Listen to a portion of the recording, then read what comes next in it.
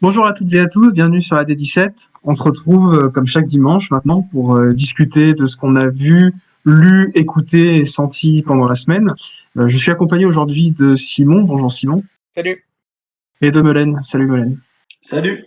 Alors justement, Melaine, on va peut-être commencer par toi. Est-ce que tu as envie de nous partager quelque chose que tu aurais vécu cette semaine et qui pourrait donner lieu à une discussion dont on pourrait partir? Alors moi, j'ai revu Complot de famille hier, qui est en fait le dernier film d'Hitchcock sorti en 76. Et je sais que tu l'as revu récemment, c'est pour ça que j'enclenche, pourquoi pas une discussion de ce point de vue-là. Moi, j'ai revu le film, je l'avais déjà vu et je l'avais déjà énormément aimé et je l'aime encore énormément.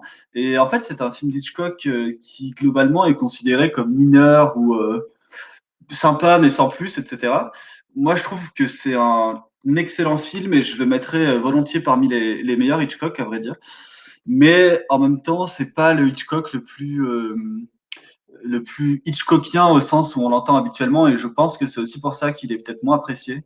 C'est pas un film qui a une sorte de perfection formelle, disons ça un peu grossièrement, comme Vertigo, Psychose, etc.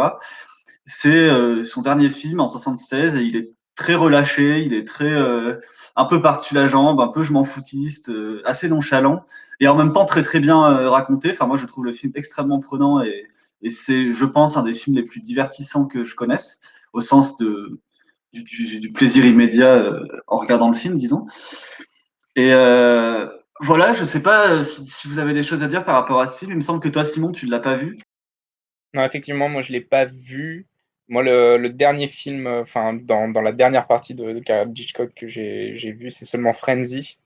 Je sais aussi que Louis l'a vu récemment, je crois. Qui est son avant-dernier, donc au final, Ouais, voilà. Et qui est sorti en 71, je crois, Frenzy. Comment? 71, Frenzy, je crois, non, c'est ça? 72, peut-être? oui, c'est dans ces eaux-là.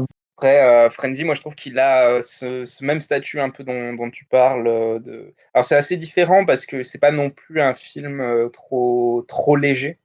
C'est un film super sombre en fait, par plein d'aspects, donc il conserve ce truc un peu de d'Hitchcock de la période des années 60, très, enfin très torturé quoi. Ouais, une sorte de Et perversion même, je pense qu'on peut dire mais en ça comme même ça. temps, je trouve que formellement, c'est un des films les plus en roue libre en fait de Hitchcock et qui a un côté, fascinant aussi de ce point de vue-là, en termes de montage, en termes de choix de cadrage, de mise en scène.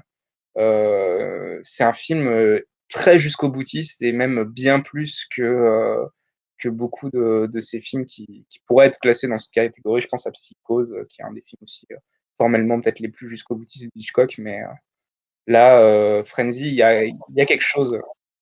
Pour moi, celui qui va le plus loin, c'est Marnie, qui pousse une sorte de maniérisme très très très loin. Et maniérisme et en même temps aussi de perversité, parce que c'est un film quand même extrêmement dérangeant, Marnie, et qu'on peut tout à fait rejeter d'un bloc, ce qui se comprend aussi parfaitement, parce que c'est quand même un film où l'héroïne est maltraitée et même violée à un moment donné du film et qui subit des choses très très dures. Et en même temps, le film a une sorte d'approche très étrange vis-à-vis de ça, à la fois accompagnante et à la fois presque voyeur. Enfin, c'est vraiment un film très bizarre. Je trouve Marnie, c'est vraiment celui qui va le plus loin par rapport à ça. Mais après, Complot de famille, en fait, ce qui est étonnant, c'est que c'est pas du tout jusqu'au boutiste, comme tu dis en fait. C'est au contraire, c'est un film qui a une sorte d'apaisement à pas mal de points de vue, et à la fois d'un point de vue de, enfin justement de ce maniérisme Hitchcockien là, il disparaît, il est plus vraiment là, et aussi d'un point de vue justement de la perversité d'Hitchcock et de son rapport aux femmes qui est quand même trouble et gênant et en même temps toujours problématisé dans les films, disons. Et là, il y a des allusions sexuelles dans le film, mais qui justement sont là en tant qu'allusions, plutôt des blagues en fait entre les personnages parfois, mais avec une sorte d'acceptation très très tranquille de ça, qui est presque aux antipodes en fait de ce qu'Hitchcock fait habituellement. Habituellement, Hitchcock c'est l'inverse de l'acceptation tranquille de la sexualité, c'est au contraire le trouble qui est pris au plus profondément et qui est travaillé vraiment à l'intérieur même du trouble, quoi. C'est de ce trouble de la sexualité, ce trouble du désir, etc. Tandis que là, dans Complot de famille, c'est vraiment, au contraire, c'est là, et puis voilà, on s'en amuse. Et en fait, du coup, Complot de famille, c'est un couple de, comment dire ça, de petits escrocs. En fait, elle fait semblant d'être médium et lui, il est conducteur de taxi et il gagne des sous en faisant des petites arnaques auprès de vieilles riches, puis auprès de qui ils font croire en fait qu'ils voient les morts. Du coup, les vieilles riches donnent de l'argent à la femme, à la médium, parce que bah, c'est très très drôle. Hein. C'est un film vraiment extrêmement drôle. Et il y a un autre couple qui est en fait un couple de beaucoup plus riche et aisé et qui eux sont des voleurs de diamants en fait. Et du coup, il y a les deux couples qui se retrouvent, enfin pas qui se retrouvent, enfin qui se retrouvent à la fin du film, mais qui en tout cas sont en parallèle dans le film. Et il se trouve que le couple des petits escrocs, en fait, il y a une vieille dame très riche qui leur a promis de leur donner 10 000 $ si elle retrouve celui qui était son fils, mais qu'en fait elle a abandonné à la naissance pour je ne sais plus quelle raison, ou son neveu peut-être, enfin en tout cas voilà, qui du coup a été adopté avec une vie tout à fait extérieure à elle, et en fait elle s'est pas du tout liée, et elle veut le retrouver et pour lui donner son héritage en fait. Donc d'une façon tout à fait bénéfique pour lui. Et il se trouve que le fils, c'est un des deux voleurs de bijoux, enfin c'est le garçon du couple de voleurs de bijoux. Et du coup, le couple de petits escrocs essaie de chercher le couple de grands escrocs. Sauf que le couple de grands escrocs ne comprend pas pourquoi le couple de petits escrocs, ils commencent à voir en fait que le couple de petits escrocs se mêle de leurs affaires et ils comprennent pas trop, ils ont peur d'eux en même temps, et en même temps ils sont beaucoup plus puissants qu'eux, alors ils peuvent leur remettre des bâtons dans les roues. Et tandis que le couple de petits escrocs, ils veulent juste retrouver le mec pour lui dire qu'il a un héritage. Donc c'est vraiment, enfin, il y a plein de malentendus et de quiproquos de ce point de vue-là. Voilà, et donc c'est ça l'histoire du film sur un ton qui est du coup très léger, très drôle, et qui est aussi un ton de film, de presque de caricature de film d'espionnage par moment. Il y a une musique la composition c'est de John Williams. Il y a une musique qui est très justement la musique typique en quelque sorte d'un film d'espionnage tel qu'on peut l'imaginer. Et puis il y a la femme avec sa perruque blonde, ses lunettes noires, son impair noir. Il y a plein de choses comme ça, de petites références. Il y a un moment donné où ils vont dans la cave et ils doivent ouvrir une porte derrière le mur qui est cachée et du coup ils ouvrent par plein de petits trucs. Enfin, il y a tout plein de choses comme ça. Et le héros aussi qui met enfin le mec du couple de petits malfrats pour le coup, qui a sa pipe dans la bouche et qui se prend pour une sorte de Sherlock Holmes avec sa pipe dans la bouche. Et même au niveau de la mise en scène, même en fait, il y a certains plans où justement il y a un plan où il va au cimetière et il regarde la tombe, etc. Et puis il y a vraiment la musique en trombe qui arrive quand il regarde la tombe. Et après lui il fume sa pipe et il dit en fait il est mort, etc. Et enfin, voilà, c'est un film qui se joue de ça, mais qui en même temps est un film à mon avis sur le jeu en fait. C'est le sujet du film, je pense, c'est le jeu. Et je me souviens que je parlais avec Pierre, d'ailleurs, que je salue, qui participe pas aujourd'hui, mais qui est toujours là pour nous faire le montage de nos émissions, et c'est quand même du travail, donc je le salue et je le remercie pour ça.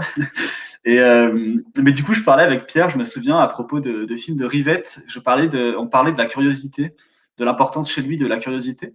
Et il me semble que dans ce film-là, Complot de famille, c'est très important aussi. C'est un film sur la question, je pense, de la curiosité, de ce que c'est que la curiosité, de ce que ça implique en termes justement de presque ludique en fait. Et il y a justement aussi ce télescopage entre l'espionnage ludique et l'espionnage qui là d'un coup peut devenir un peu morbide et dangereux avec le couple qui vole des bijoux et qui font des choses pas très sympathiques. Une chose qui a toujours été au fond, au centre, disons d'Hitchcock, moi je revoyais là parce qu'apparemment il y a Arte qui est en train de faire une, je sais pas s'ils font une sélection de films ou en tout cas ils ont passé, hier, L'homme qui en savait trop, la version avec James Stewart. Mm. Et bon, je l'ai pas vu en entier, mais j'ai pris la fin du film parce que ma mère regardait, je me suis installé à regarder la fin du film avec elle, et c'est vrai qu'il y a vraiment quelque chose de ce mélange entre, en même temps une situation hyper grave et en même temps quelque chose de voilà, toujours cet humour, hitchcockien qui vient un peu Mm. s'immiscer dans les moments les plus, supposés les plus tragiques. Et moi ce qui m'a vraiment impacté, c'est la fin du film. C'est-à-dire que, bon, c'est un couple qui se fait kidnapper son enfant et est pris dans une affaire d'espionnage, et finalement à la fin, quand ils retrouvent l'enfant, ils arrivent à un dîner d'amis et ils disent: «Bon voilà, bah, on a retrouvé le petit bonhomme, donc on était parti le chercher et voilà, on l'a récupéré, donc on peut enfin, passer à table, quoi». Et le film se ponctue, voilà, sur ce gag. Et d'ailleurs, ce qui est merveilleux, c'est qu'ils sont tous endormis. les bourgeois. Je sais plus si c'est à la toute fin du film ou si c'est un peu avant, mais tous les bourgeois avec qui devait faire le dîner, ils sont tous endormis. Il y a vraiment ce Ah oui, côté, ouais, j'avais même pas dans fait L'homme qui gaffe. en savait trop. Enfin, moi, j'aime beaucoup aussi L'homme qui en savait trop. Mais c'est marrant cette ponctuation hyper étonnante d'un film, comme si, au fond, rien n'avait été si grave, quoi. Il y a juste un gamin qui se fait kidnapper, un complot Ouais. international, mais ça va, quoi. Pas de problème. Bah, c'est notamment un film aussi sur l'attention qu'on porte aux choses, à mon avis, L'homme qui en savait trop. C'est un film où au début, justement, c'est des bourgeois qui sont en vacances au Maroc. Il y a le petit garçon d'ailleurs qui est dans le bus et qui dit, je sais plus ce qu'il dit, mais en gros, voilà, il se rend compte qu'il y a plein de couleurs dans ce pays, etc. Il dit c'est merveilleux. Les deux parents, ils s'en foutent complètement. Ils ont les tracés en avant alors qu'ils sont dans le bus au Maroc en vacances. Et après, du coup, il y a cette histoire de disparition de l'enfant, etc. Et c'est là qu'en fait, ils commencent à faire attention à ce qu'il y a autour d'eux, tout simplement. Et, euh, et justement, il y a une opposition entre ces bourgeois qui, à la fin, se retrouvent endormis, ils s'en foutaient de tout, et cette famille qui, en fait, est obligée de commencer à faire attention aux choses, d'être à l'écoute des choses. Enfin, d'ailleurs, à l'écoute même d'un point de vue sonore, hein, parce qu'il y a beaucoup de, il y a beaucoup de choses qui se jouent au niveau du son. À la fin, il est retrouvé avec le chant, etc. Et puis, il y a même cette scène de l'opéra aussi, où en fait, tout le monde regarde l'opéra et personne se rend compte qu'il y a un mec avec un flingue qui veut tuer un autre mec dans l'opéra à ce moment-là, aux yeux de tous, hein, parce qu'en plus, il est dans une loge en haut, etc. Enfin bon, bref, c'est. Ouais. Mais, euh, mais moi, je trouve que Complot de famille, c'est ce qui est étonnant, en fait, même par rapport à Frenzy. Désolé, j'y reviens un peu. Mais ce qui est étonnant, même par rapport à Frenzy, c'est que c'est un film qui me semble complètement en extérieur, en fait. Enfin, même simplement, le film se déroule assez souvent en extérieur. Mais même au-delà de ça, c'est à l'extérieur du cinéma, en quelque sorte, à l'extérieur du grand spectacle. Et j'ai l'impression, moi, que c'est la première fois, et du coup la dernière, que peut-être le Hitchcock des années 30 en Angleterre, c'était peut-être un peu ça, je ne le connais pas encore très bien, mais voilà. Mais j'ai l'impression que c'est quand même la première et dernière fois, du coup, que Hitchcock met le nez dehors vraiment, quoi. Que avant, tous ces films, c'était des films complètement pris dans l'idée du spectacle et du cinéma, qui ont été formidables et qui sont allés parmi les films qui sont allés les plus loin de ce point de vue-là, avec peut-être cette Mignani. Mais là, Complot de famille, j'ai vraiment l'impression que c'est le premier film où là, d'un coup, il s'est dit, tiens, je vais sortir du cinéma et je vais voir ce qui se passe à l'extérieur, comment souffle l'air, comment bougent les feuilles dans les arbres, c'est voilà, qu'est-ce qui se passe dans un cimetière quand on trébuche auprès d'une tombe. Enfin, il y a c'est vraiment, moi, c'est ce qui me frappe dans ce film-là. C'est vraiment une impression de ne pas être dans un monde qui est complètement artificiel. C'est un film qui joue énormément sur les artifices et sur ce qu'on fait à partir des artifices, mais qui, pour une fois, donne l'impression de ne pas être dans un monde qui est complètement factice. C'est assez étonnant la manière dont on a l'impression que la boucle est bouclée, puisque le film, tu le rappelais, sort en 75, c'est 16, ça 16, ouais. 76. Et on a presque l'impression de déjà voir quelque chose de l'ordre du De Palma qui a déjà digéré Hitchcock, notamment tu parlais de cette perruque, etc. Où on vient grossir les traits de toute l'iconographie du film d'espionnage et de tous les attributs qu'on lui prête, qui ont eux-mêmes été beaucoup repris dans les années 70 à partir de Hitchcock même. Il y a un truc assez étonnant, je trouve, dans Complot de famille, c'est qu'on a l'impression, sans que ce soit lourd, en fait, parce qu'on sent que ça fait partie du jeu, justement, mais il y a presque parfois du sur-Hitchcock. Du sur-Hitchcock Ouais. qui va tellement se surligner, qui va s'effacer, finalement, derrière presque la parodie, parfois. Et je pense à la toute fin, notamment, qui est assez marquante, parce que je ne veux pas trop révéler forcément le dernier plan, parce que je le trouve assez émouvant, en fait, quand on aime Hitchcock. Il est pas uniquement gratuit, c'est pas uniquement un clin d'œil au spectateur adressé de manière très bateau pour lui dire voilà merci de m'avoir suivi presque, mais au contraire il y a presque une forme de boucle qui se referme, et il n'y a pas que le tout dernier plan, mais il y a la révélation finale, la manière dont elle est orchestrée et la manière justement dont elle implique le spectateur dans un processus de révélation du jeu qui est pas forcément un truc complètement méta, mais on a quand même littéralement quelqu'un qui vient nous pointer du doigt là où il fallait regarder, et sans que ce soit pris dans un processus de manipulation, mais justement de jeu. Parce que tout le film est construit sur ce processus d'aller-retour avec le spectateur, où cette fois, c'est un truc très Hitchcockien de on connaît quelques éléments, mais finalement, on n'a pas assez de choses pour comprendre ce qu'il y a, etc. On est dans du Hitchcock, mais cette fois, ça se fait vraiment sur le mode du jeu. Et pas uniquement parce qu'on est dans un registre de comédie. Et d'ailleurs, le film est très très drôle, mais aussi parce que le scénario se joue sans arrêt de tout ce qu'il déploie et de tout ce qu'il met en place, qui en général est finalement très inconséquent. Et moi, je rapprochais en discussion le film de Burn After Reading des frères Cohen sur cet aspect-là, notamment sur la dérision qui ne ridiculise non pas non plus le film ni le genre dans lequel il s'inscrit. C'est-à-dire qu'en fait, c'est dérisoire, mais d'un point de vue de la définition même de la dérision, c'est-à-dire que rien n'est vraiment important. Et il y a un truc un peu, c'est un peu gros dit comme ça, mais il y a un truc un peu frère Cohen dans la mesure où les personnages voient beaucoup plus gros que ce qu'ils ne sont en fait. Et finalement, tout prend des proportions assez énormes à partir de pas grand-chose. Et on a aussi ce truc des rencontres hasardeuses où finalement les différentes intrigues, parce qu'il y a différentes intrigues en fait, se retrouvent un peu entremêlées les unes à partir des autres, de manière un peu hasardeuse et parfois assez loufoque. Et de manière, enfin, moi, je souligne vraiment le fait que le film est très drôle et notamment cette séquence dans la cuisine, qui est vraiment, mais je trouve, un vrai bon moment de comédie. Et d'ailleurs, il faut quand même souligner la performance des comédiens qui sont très très drôles dans le film. Euh, et alors, notamment, le film est porté par. Venez à mon secours parce que j'ai complètement mangé le nom des. Non, des acteurs non plus. Ils sont très connus. Alors, attendez, je vais les retrouver. Voilà, Bruce Dern et Barbara Harris. Voilà. Qui sont le duo donc de petits arnaqueurs, elle fausse médium et lui conducteur de taxi, et qui sont vraiment très très drôles dans le film. Et en fait, ce qui est drôle, c'est que c'est vraiment un film des années 70 et en même temps un truc un peu anachronique où on sent que c'est un réalisateur qui a une longue carrière derrière lui. Le film commence dans un décor extrêmement chargé, un peu kitsch. Très Hitchcockien, quoi, où on dirait, on a l'impression de se retrouver un peu dans le cabinet de curiosité de Norman Bates, mais en version couleur, où il y a beaucoup trop d'éléments, c'est trop chargé. Et après, dès qu'on sort, on est, comme tu disais, il y a, sans aller jusqu'à ce que tu disais de Hitchcock, qui redécouvre un peu le monde et la vie qui l'anime. Mais c'est un film qui je trouve, très ancré dans les années 70, et en même temps un film très Hitchcockien. Du coup, il est un peu, il danse un peu sur ses deux pieds, et ça lui donne aussi un côté très très séduisant. Parce que c'est un film à la fois complètement hors du temps, parce que ça reste Hitchcockien, sans être le Hitchcock, comme tu le disais, forcément maniériste, etc., où on sent qu'il s'est libéré de tout un tas de problématiques, et finalement il en jouit de cette libération.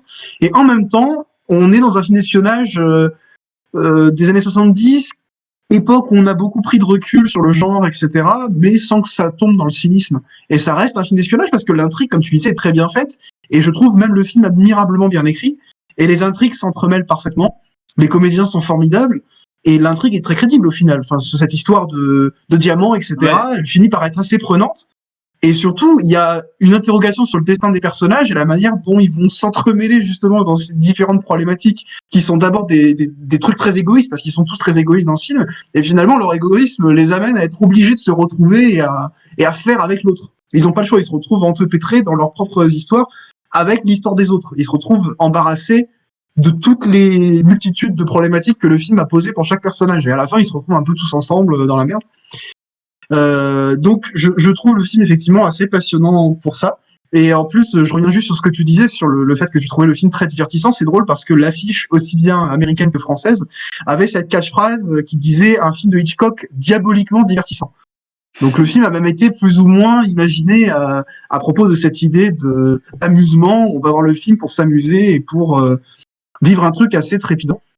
Et c'est marrant parce qu'en plus sur l'affiche du film, il y a une boule de cristal dans laquelle il y a Hitchcock qui fait un clin d'œil. Donc il y a aussi ce truc qui revient pas mal dans le film. Et du coup, je trouve la fin assez touchante si on considère que c'est factuellement le dernier plan tourné par Hitchcock, enfin le dernier plan montré dans un film de Hitchcock.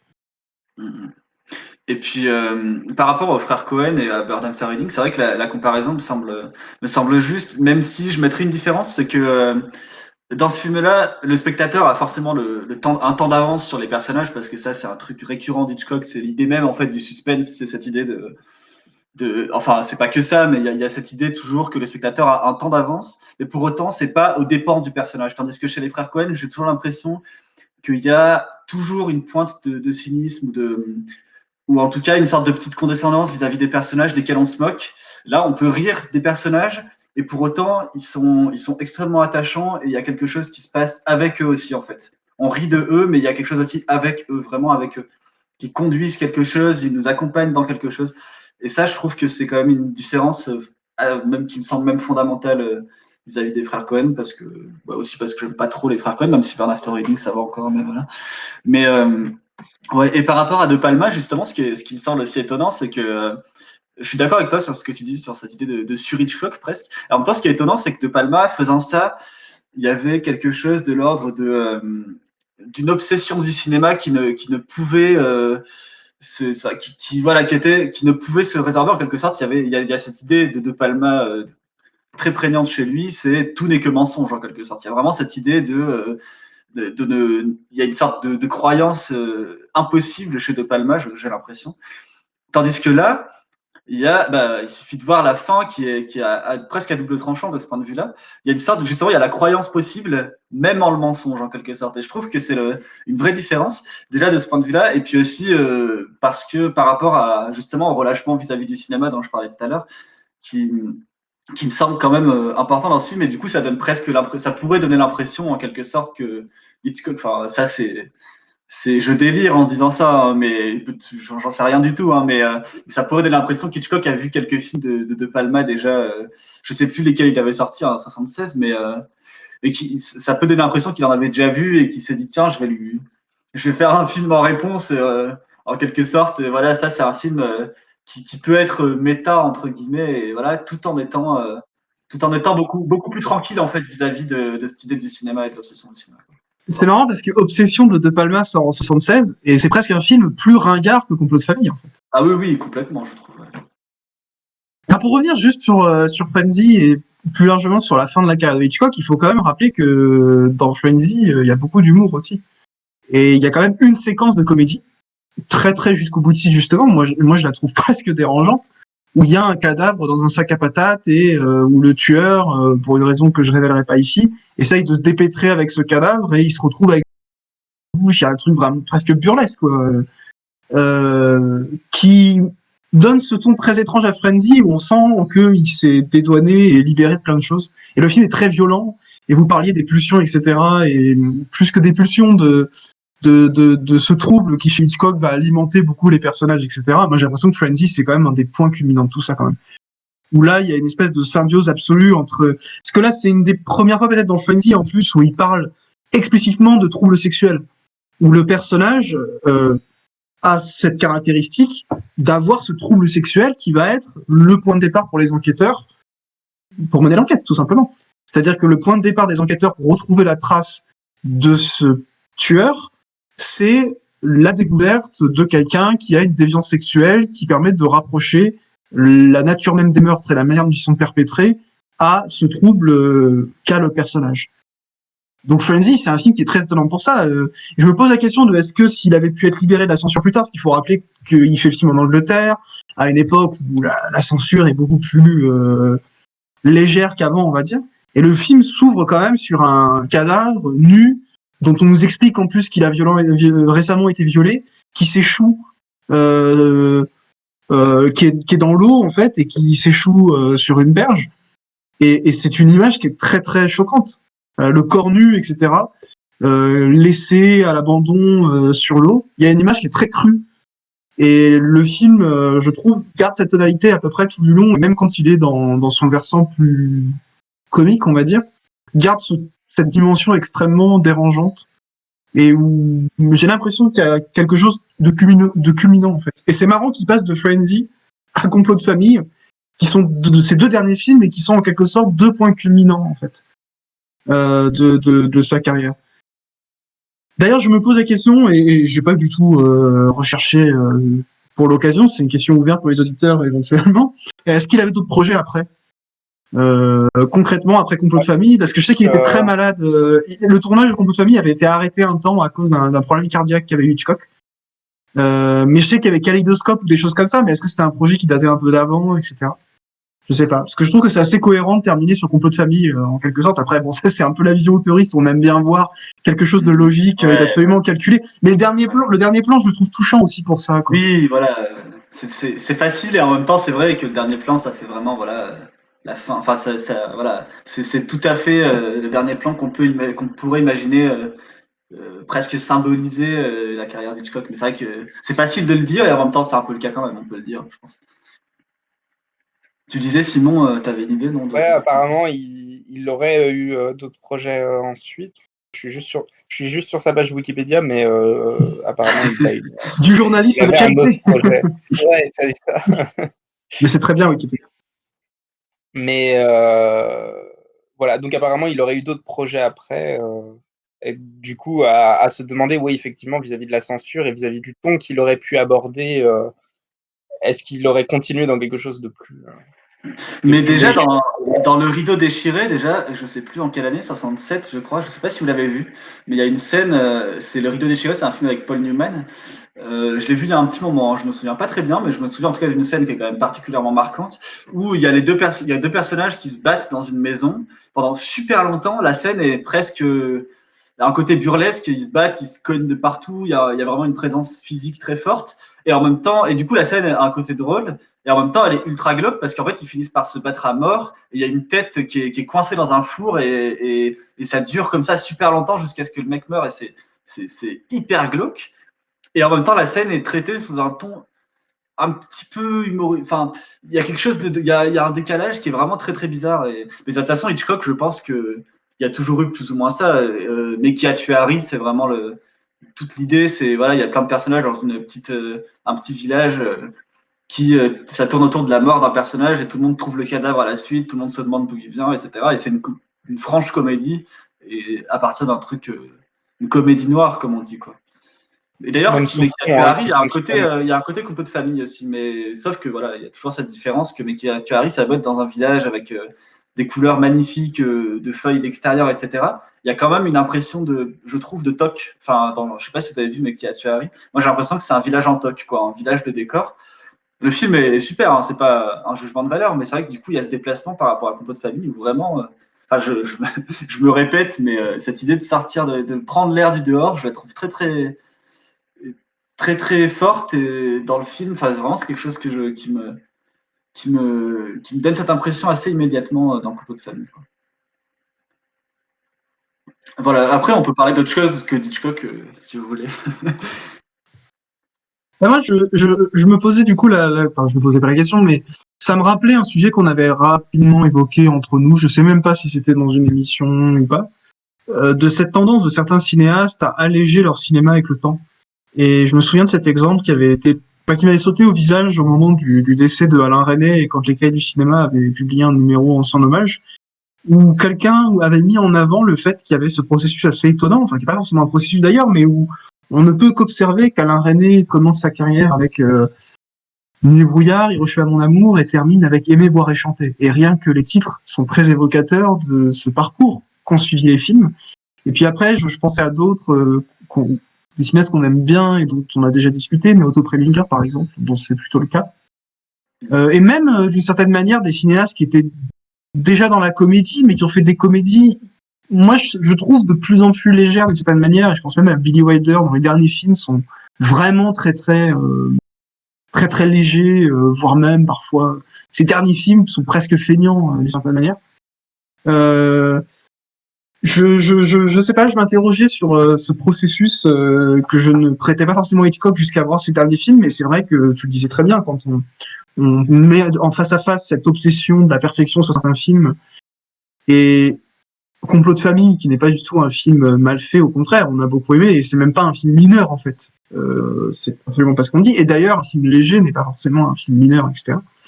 Mais je sais pas si ça vous inspire quelque chose. Je dis beaucoup, je sais pas, mais c'est juste parce que j'avais ce truc qui m'était venu et j'ai ces quelques exemples en tête de cinéastes et je me pose un peu la question des points communs qu'on pourrait y trouver, de ce que ça pourrait donner une lecture de la filmographie de ces cinéastes à cette aune-là. Mais je pense que l'un des meilleurs exemples, c'est vraiment Alain Resnais, puis ça a déjà été souligné en plus, le fait que on a l'impression que de film en film, il y a vraiment un processus de cet ordre-là qui s'est déroulé et que les films étaient vraiment de plus en plus légers, de plus en plus festifs, de plus en plus joyeux d'une certaine manière. Bon, tous les films de René ne sont pas joyeux, hein, mais euh, il y avait un truc de cet ordre-là en tout cas. Ouais, moi, tu parles de Preminger et je trouve que c'est quelque chose qui est notamment prégnant chez les cinéastes américains classiques, enfin qu'on appelle classiques, parce que tout simplement avec la fin du code ACE dans les années 60, etc., qui du coup censurait les films. Et puis même avant même la fin du code ACE, il y a quelque chose qui, je pense, a eu un impact très fort même pour eux. c'est déjà le néoréalisme et puis les nouvelles vagues un peu partout, parce que les cinéastes hollywoodiens, ils avaient beau être dans leur studio, etc., ils étaient pas complètement fermés à ce qui se passait autour. Et je pense que, et même très souvent, ils avaient beaucoup d'admiration en fait pour les Européens qui commençaient à faire leurs premiers films à la fin des années 50, début des années 60. Il y avait des liens. Et on le sent dans les. Moi, je trouve que Howard Hawks, c'est aussi un bon exemple. C'est que c'est un cinéaste pendant toute sa période classique. Il a, il a toujours trouvé des façons de se dépêtrer avec notamment l'idée du scénario qui, je pense, devait être une idée qui lui déplaisait pas mal. Et il a toujours trouvé des façons de la subvertir d'une façon ou d'une autre. Il y a évidemment l'exemple du Grand Sommeil où c'est complètement incompréhensible. Il y a Chérie, je me sens rajeunir, Monkey Business en anglais, qui est un film qui est complètement déstructuré. Howard Hawks en général, c'est quand même un cinéaste qui d'un point de vue de la structure, de l'intrigue et même, on peut dire, du scénario, qui a jamais été très à l'aise avec ça et qui a toujours essayé de faire en sorte que ça disparaisse plus ou moins ou que ce soit subverti. Et j'ai l'impression, moi, que dans les années 60, il y a un relâchement qui est permis par un relâchement du cinéma en général et qui permet son relâchement à lui en particulier et à d'autres cinéastes hollywoodiens. Mais c'est vrai que Hawks, je trouve que c'est un bon exemple parce qu'un film comme Atari, c'est un film qui est réalisé en 62, c'est un film qui n'aurait pas pu être réalisé 10 ans avant et qui est en fait un film où il y a pas d'intrigue au sens classique, il n'y a pas de point de départ, de résolution. C'est un film où en fait c'est des scènes de toute une bande de personnes, de travailleurs qui font un métier d'ailleurs abominable, qui est de chasser des animaux en Afrique pour les amener dans des zoos aux États-Unis, et qui sont du coup toute une bande. Il y a pas mal de mecs, il y a 2 filles, et, euh, et qui en fait vivent leur vie, quoi. Il y a des scènes de chasse et il y a des scènes de. La plupart des scènes, c'est des scènes tout à fait hawksiennes de relations entre des garçons et des filles et de dévirilisation des garçons, ridiculisation de tout ce qu'il peut y avoir de macho, etc. Et, enfin, bon, et évidemment de plein de scènes relationnelles, amitié, amour, tout ce qui circule de ce point de vue-là. Et en fait, le film, c'est presque que ça, quoi. Il y a pas de. Là, je saurais même pas dire un enjeu du film. Il n'y en a pas vraiment, en fait. Et le film dure 2h30 comme ça, avec un enchaînement de scènes de chasse, scènes de vie. Et ça, c'est un film qui a été réalisé en 62, qui aurait été impossible 10 ans avant, par exemple. Et du coup, il y a un vrai relâchement de Hawks, au moins de ce point de vue-là, même si le film est encore assez carré d'un certain point de vue, mais en même temps, pas tant que ça, parce que les scènes de chasse, c'est des scènes documentaires, en fait, mais vraiment très, très clairement, enfin, explicitement, il le disait lui-même, qu'elles ont été tournées en documentaire. En fait, les acteurs ont eux-mêmes joué en quelque sorte aux chasseurs d'animaux et ils chassaient le rhinocéros au documentaire. Ce qui donne d'ailleurs aux scènes un côté très étrange, c'est que moi, ça m'a gêné forcément. C'est gênant en fait de voir des gens qui sont en train de chasser des pauvres rhinocéros qui n'ont rien demandé.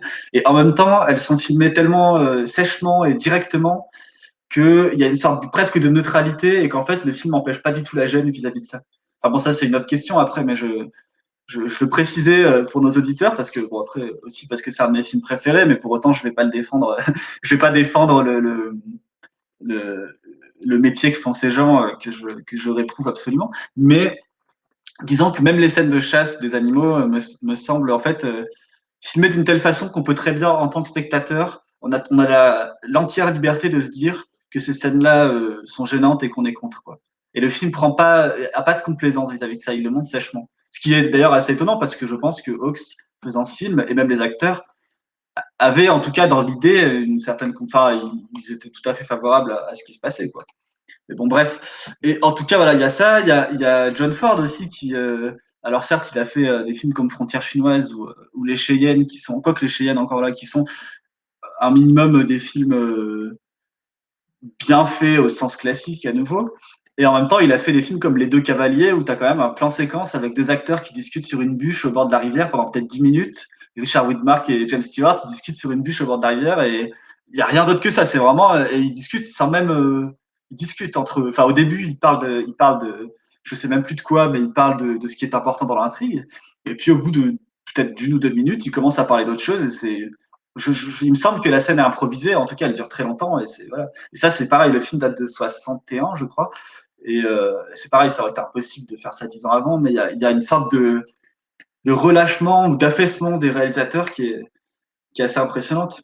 Et ça, je pense que c'est notamment typique de cette période-là, parce qu'en fait, c'est une période où dans certains cinémas, dans certains pays et dans certaines régions du monde, on commençait à faire des films totalement qui cassaient les codes, pour le dire ainsi, tandis que dans les pays où le code, d'une certaine façon, où les conventions étaient encore très prégnantes, et ben en fait, au lieu de les casser directement, on s'affaissait sur les conventions d'une certaine façon. Moi, l'image qui me vient en fait de cette période-là, c'est un réalisateur qui, sur son siège de directeur, au lieu d'être bien droit, bien tenu, il est complètement avachi dedans, quoi. C'est un peu l'image qui me vient de ce moment-là, quoi. Je pense qu'il y a un truc aussi qui peut être pris en considération pour essayer de cerner parfois le destin de certains cinéastes qui sont aujourd'hui vénérés, c'est que au moment où ils sont à la fin de leur carrière, ils n'ont pas forcément encore cette vénération absolue des cinéphiles, ou alors les cinéphiles sont minoritaires. Mais il y a des cinéastes qui ont été ringardisés de leur vivant. Je pense notamment à Fritz Lang, dont les derniers films sont considérés comme absolument anachroniques et ratés pour beaucoup de gens. Plein de gens les trouvent formidables, mais le diptyque, Le Tigre du Bengale et Le Tombeau hindou sont des films qui n'ont pas été une évidence à leur sortie. Et Bah, en même temps, c'est partagé parce que, enfin, oui, c'est en partie vrai, mais Le Tigre du Bengale, Le Tombeau hindou, c'est des films qui ont fait quand même beaucoup d'entrées, qui ont eu un gros succès commercial et qui aussi étaient oui, mais défendus qui avait ce une statut, part de la critique, certes petite, mais voilà. Mais oui, oui, mais effectivement, il y avait ce statut qui avait ce statut anachronique où finalement on porte un regard à la limite bienveillant sur un cinéaste vieillissant, mais oui. qu'on ne considère plus comme faisant partie du siècle d'une certaine manière. Oui, et puis Euh, les grands films d'art, en quelque sorte, de langue, c'était Metropolis, Aime le maudit. voilà. Tandis que celui-là, c'était pas un film d'art, c'était, enfin, pour le, enfin, le point de vue général sur la question, c'était ça, c'était que Aime le maudit, Metropolis, c'était des grands films importants de l'histoire du cinéma, machin, etc. Tandis que, ouais, le Diptyque indien, c'était des films de divertissement pour les masses qui allaient voir ça, qui ressemblaient à de la BD. Ouais. Mais ça, c'est hyper visible, je trouve, sur une vidéo sur laquelle je suis tombé récemment du Festival de Cannes 83, où Bresson est accueilli pour L'Argent, qui est, soit dit en passant, je trouve un de ses plus beaux films.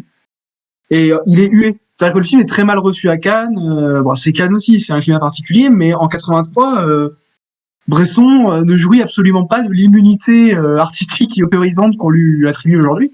Et à un moment donné, il est reçu sur scène avec Tarkovsky et Orson Welles. Enfin, je vous laisse imaginer quand même un trio pareil sur scène.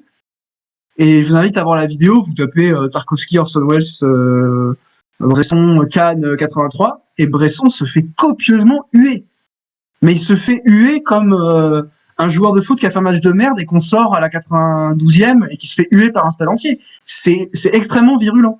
Et il se fait huer pour le film, en fait. Il se fait huer parce que les gens trouvent le film ringard. Et en fait, j'ai découvert qu'en 83, et on le sent beaucoup dans la conférence de presse, où globalement, il est sur la défensive et où en plus, il y a une certaine hostilité, pas mal de journalistes, où en fait, Bresson est ringard, tout simplement. Et évidemment, beaucoup de gens regardent Bresson avec beaucoup d'attention en 83, etc. Mais il y a aussi ce climat de ringardisation de certains artistes. Et ça, je pense que c'est assez étonnant aujourd'hui parce qu'on se projette en se disant, mais si, bon, Hitchcock il serait pas vivant, il est trop vieux, mais on se dit, mais si Hitchcock était vivant aujourd'hui, mais le moindre de ses films serait un événement certainement assez immense. Et en même temps, on réfléchit, il y a certainement plein de cinéastes aujourd'hui vivants, on pense peut-être morts et qui ne travaillent absolument plus. J'ai pas d'exemple absolument évident qui me vient en tête, vous en avez sûrement.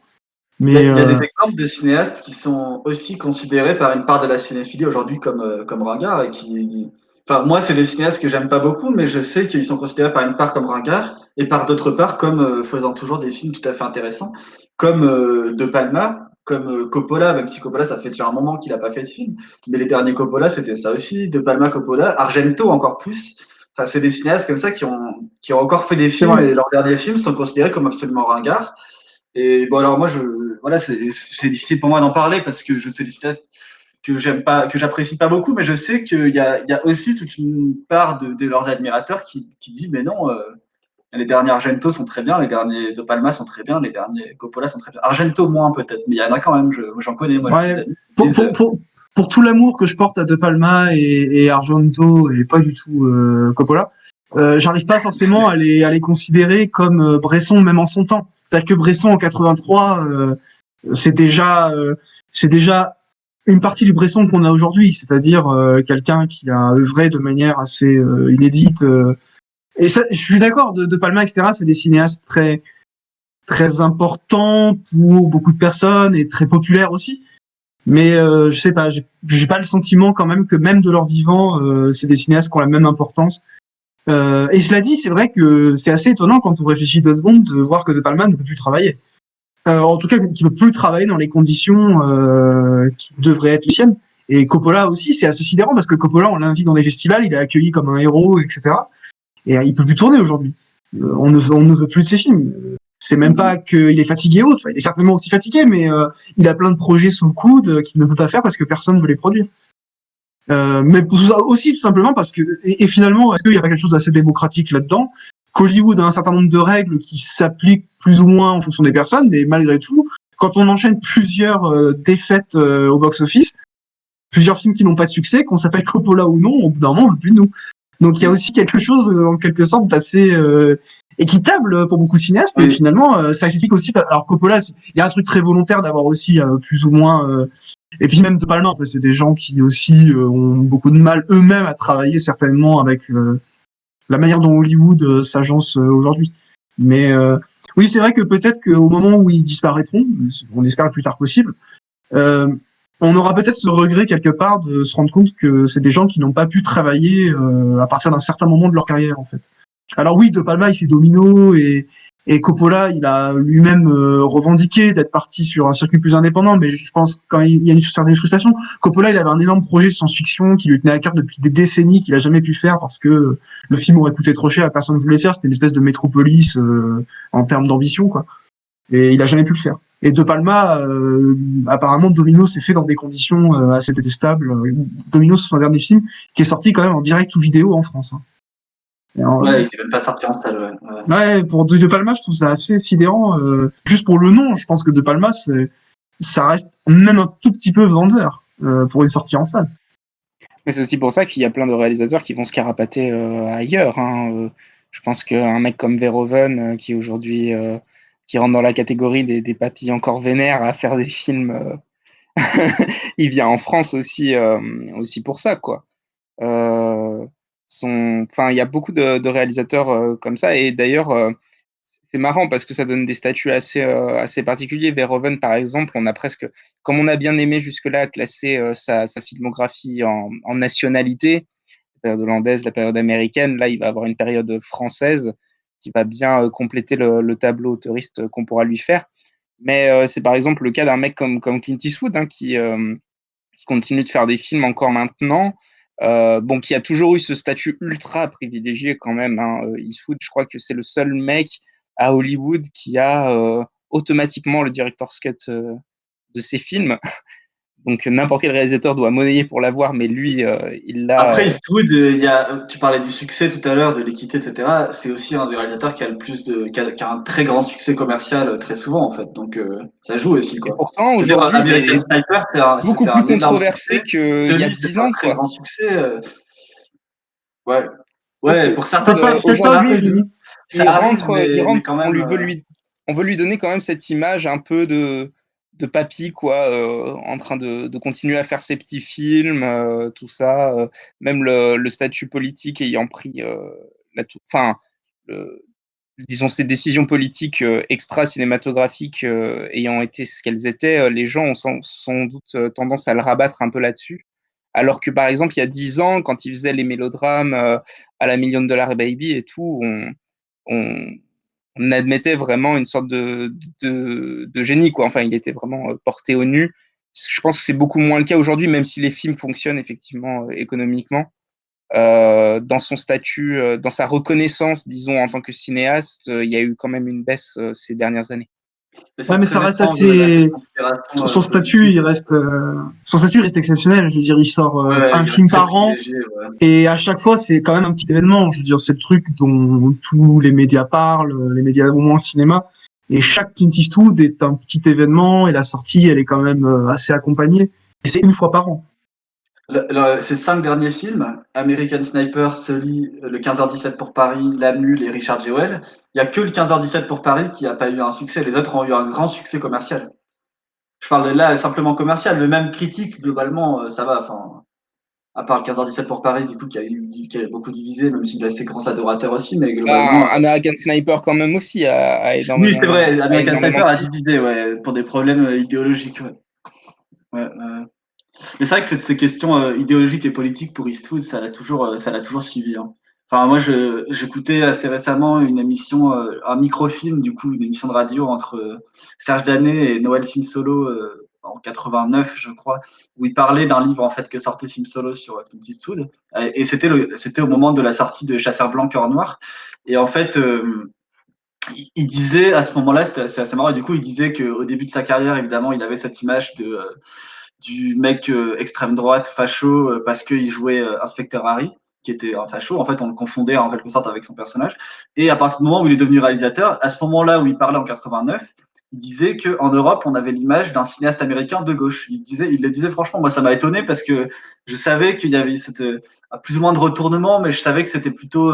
Je pensais pas qu'on allait jusqu'à dire qu'il était de gauche, quoi. Je pensais pas qu'on allait Mais moi, jusqu'à dans dire les années 2000, je me souvenais de ça, hein, parce que moi, dans les années 2000, on me le présentait vraiment comme le mec qui était engagé justement contre le Bah, racisme, et Gran Grande Torino Torino, pour critiquer le racisme. Mais peut-être que Euh, là, ça va changer parce que récemment, dans une interview parue en février, il a dit qu'il apportait son soutien. Alors, il me semble qu'il s'est retiré maintenant, le candidat démocrate américain, qui est vraiment de gauche pour le coup, parce que les démocrates américains sont pas, sont pas toujours de gauche. Mais celui-là est vraiment de gauche. J'ai oublié son nom. C'est Sanders, je crois, non?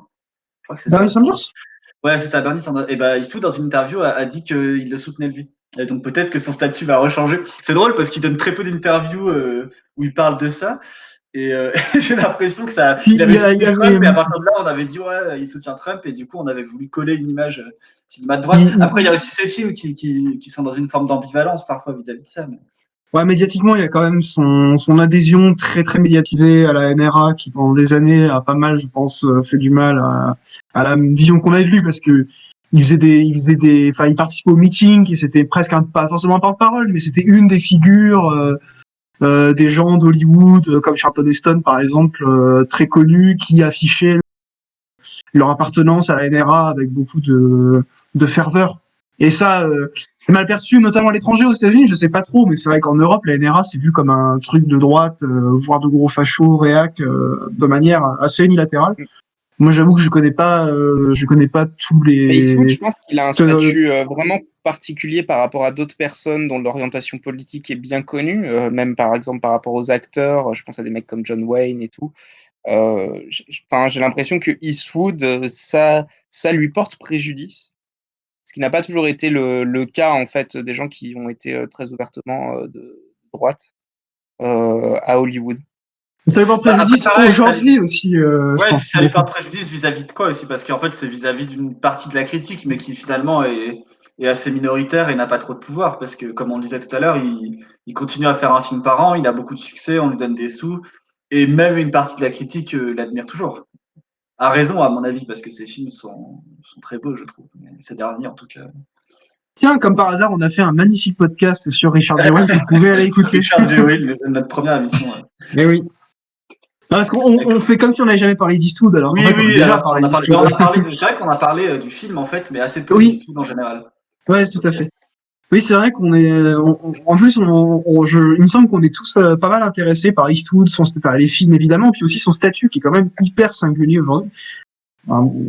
C'est marrant parce qu'on a relié ça aux cinéastes qui peuvent pas travailler. Eastwood, c'est l'exemple inverse de celui qui n'a jamais autant travaillé qu'aujourd'hui. Enfin, c'est un truc de fou. J'ai l'impression que plus Ouais, il vieillit, plus il travaille, quoi. Plus il ouais. vieillit, plus il fait de films. Comme s'il y avait, et on en avait parlé un peu pour Richard Jewell, on sent chez lui presque une forme d'urgence. D'urgence à faire des films qu'il veut faire et à les faire vite et les faire bien. Et Ouais. j'ai l'impression qu'il a jamais eu autant de choses à dire et de choses à faire.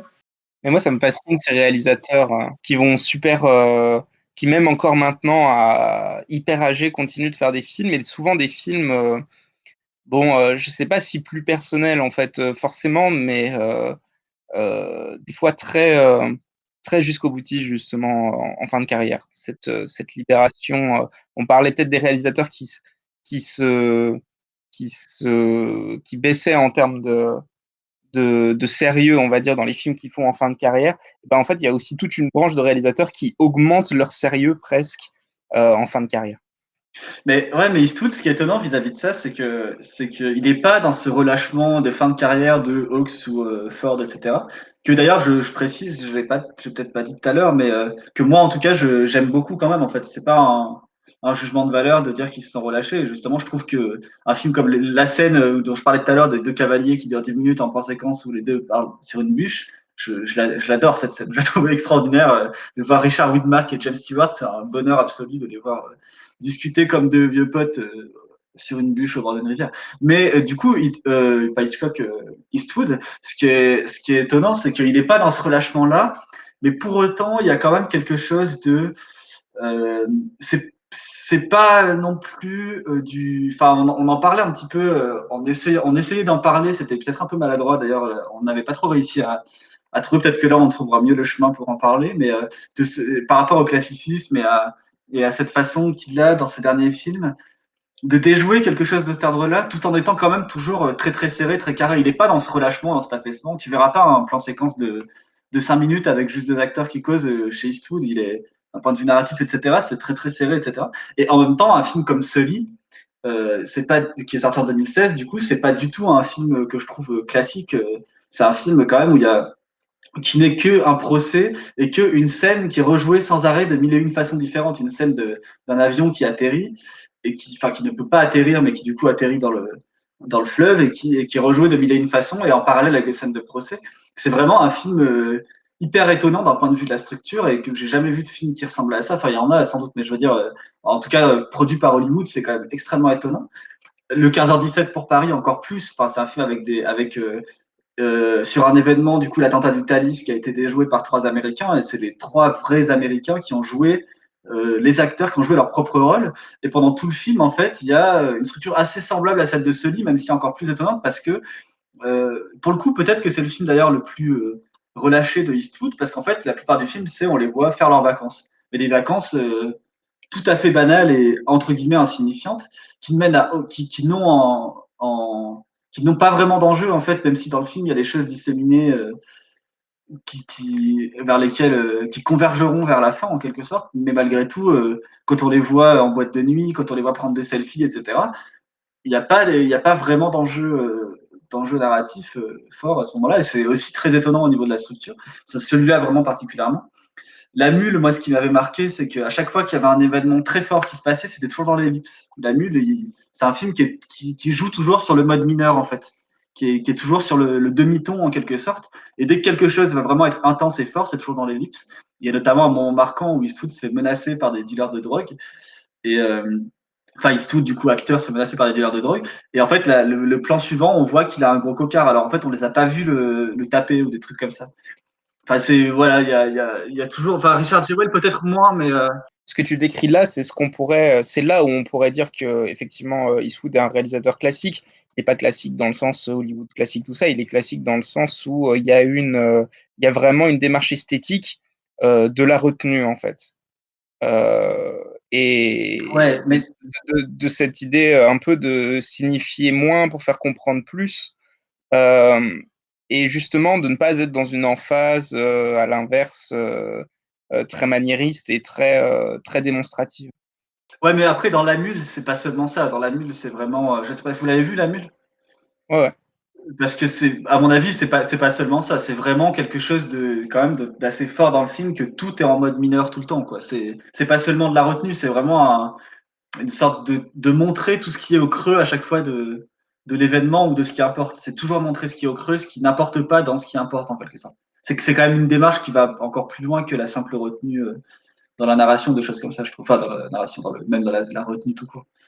Après, de toute façon, quand j'entendais classique tout à l'heure, c'était toujours dans cette confusion du terme qu'on aurait pu prendre le temps de travailler chez nous entre deux émissions depuis celle de Richard Jewell. Mais sur l'idée, disons, générale qu'on se fait du classicisme dans le sens récit bien tenu, scène forte, scène faible, machin, introduction, péripétie, conclusion, enfin bon, bref, quoi, voilà, quoi. C'était ça plutôt que je voulais dire. Enfin, en fait, c'est pas tellement classique, c'est plutôt certaines conventions de construction d'un récit, on va dire. Donc on peut quand même pas ignorer dans tout ça que Hollywood n'a absolument plus rien à voir. Le fait que Clint Eastwood fasse un film par an, c'est absolument exceptionnel. Alors qu'à une époque, être réalisateur à Hollywood, ça voulait exactement dire faire au minimum un film par an. Et ça fait, je pense, partie aussi de tout ce qu'on dit sur Eastwood et la manière dont il travaille et dont tout ce qu'il travaille se met à l'œuvre dans les films aussi. Et je trouve ça complètement fascinant d'ailleurs, parce que justement c'est étonnant et on lui prête.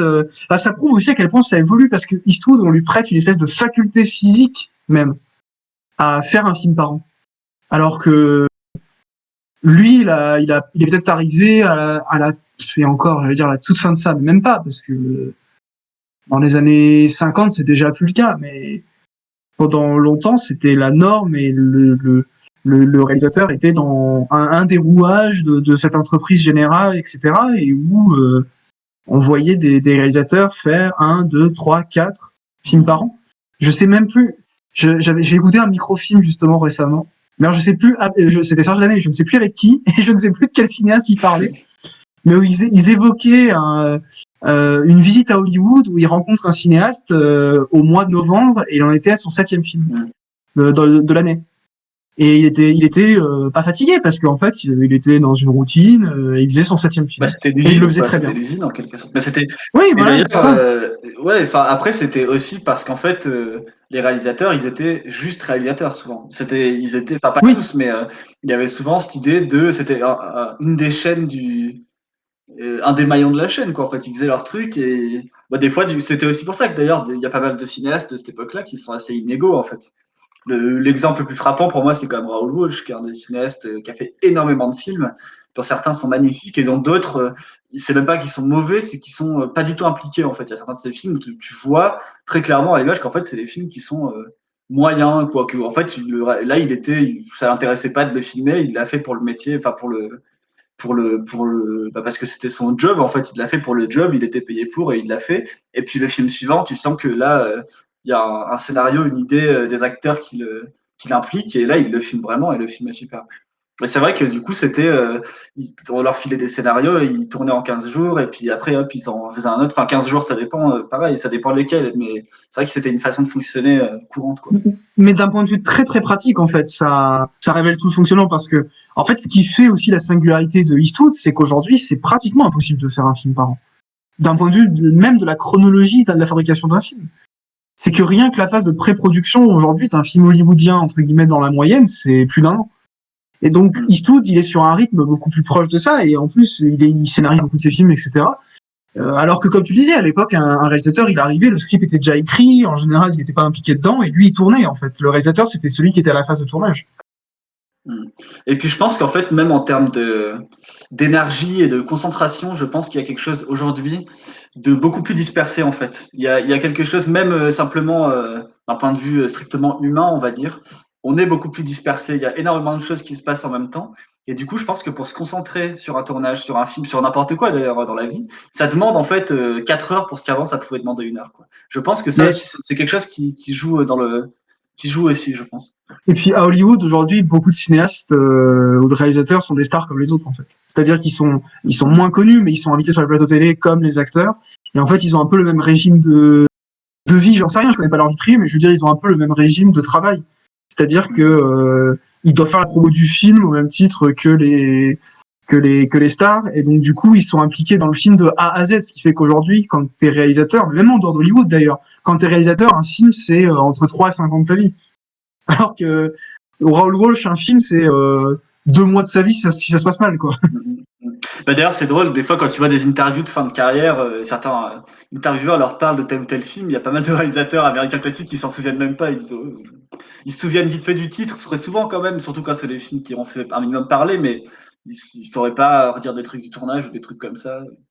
Ouais, ça Et avait après, frappé. Alors en il y en a au plus, contraire qui s'en rappellent très particulièrement de tous, genre Hitchcock, quoi Hitchcock, mais il me semble qu'Hitchcock, ouais, avec Truffaut, il me semble qu'il se souvient vraiment très précisément. Mais c'est, voilà, évidemment, après, ça, c'est des questions de mémoire personnelle, etc. Mais disons que c'était possible, en tout cas, de ne pas se souvenir, alors qu'aujourd'hui, je vois pas un seul cinéaste aujourd'hui qui pourrait dire je me souviens pas du tout de tel film ou de tel tournage parce que mais ils ont voilà, ils ça ont dû prend ils ont dû se ça prend. saigner pour les faire les films. Ils ont dû se saigner et sacrifier quasiment l'intégralité de leur vie pour les faire les films. Donc ils n'ont pas le choix de pas s'en souvenir. S'ils se souviennent pas des films, ils se souviennent pas de leur vie en fait.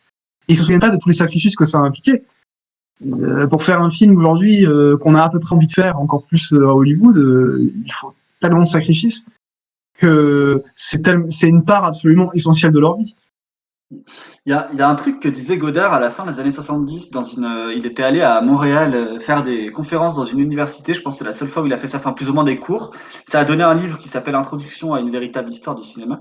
Et en fait, il y a un moment donné où il parle de cette idée de l'exercice, en fait, de s'exercer en continu presque à faire des films. Et il disait que pour lui, c'était un problème justement d'avoir perdu cette sorte d'exercice continu parce qu'en fait, tout simplement, pour n'importe quel métier, en fait, si tu dois, je sais pas si tu es bûcheron, si tu coupes pas du bois tous les jours, et ben, au bout d'un moment, enfin, tu peux perdre la main, enfin, pas perdre la main, mais il y a une habitude et un savoir-faire et un côté, le geste bien fait qui est beaucoup plus rapidement et beaucoup plus naturellement fait si tu le fais tous les jours que si tu le fais une fois par semaine, quoi.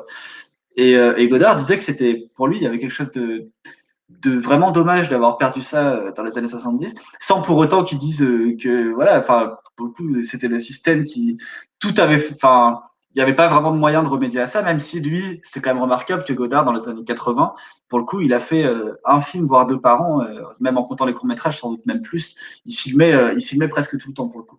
Sans compter qu'il devait sans doute aussi filmer des choses qu'on n'a jamais vues, mais ça m'étonnerait pas de sa part, avec la vidéo, etc. Et du coup, lui-même, je pense qu'à titre personnel, il a essayé de remédier à ça. Mais voilà, il disait que ça posait un vrai problème, en fait, de se dire, tiens, tel réalisateur, il a fait un film et son prochain, il l'a fait 4 ans après. Il y a un trou de 4 ans qui fait qu'il n'y a pas l'exercice quotidien de la caméra et qui fait qu'il y a forcément quelque chose qui se perd, quoi. Enfin, pas forcément, mais qu'il y a des chances qu'il y a quelque chose qui se perd. Et c'est vrai que chez Eastwood, je pense que ça se sent aussi dans les films, qu'il y a une certaine tenue minimum, disons, en quelque sorte, des plans. En fait, je pense que ça se sent même plus dans les plans sans importance, en quelque sorte. Un plan de raccord, un plan machin, qui va être extrêmement précis et bien fait, parce que, bah, tout simplement parce qu'il tourne tout le temps et que ce truc-là, il le fait très vite et très bien fait, quoi. Tandis que chez un autre cinéaste, un plan de raccord, ça va mettre beaucoup plus de temps à se demander, tiens, où je place ma caméra, etc. Parce que il n'y a pas Ouais, cette mais on sent habitude continue, quoi. qu'il il y a une forme de routine, mais qu'il n'y a pas une routine ronronnante qui fait toujours la même chose. Il y a une routine Ouais, de bien sûr. travail qui finit par se voir dans les films et qui leur donne aussi ce côté très fluide. Et justement, on sent qu'il y a quelque chose de très naturel dans tout ça. Il y a une espèce de, ouais, de manière de faire les films qui se met au travail dans les films eux-mêmes et dans la manière dont ils nous apparaissent.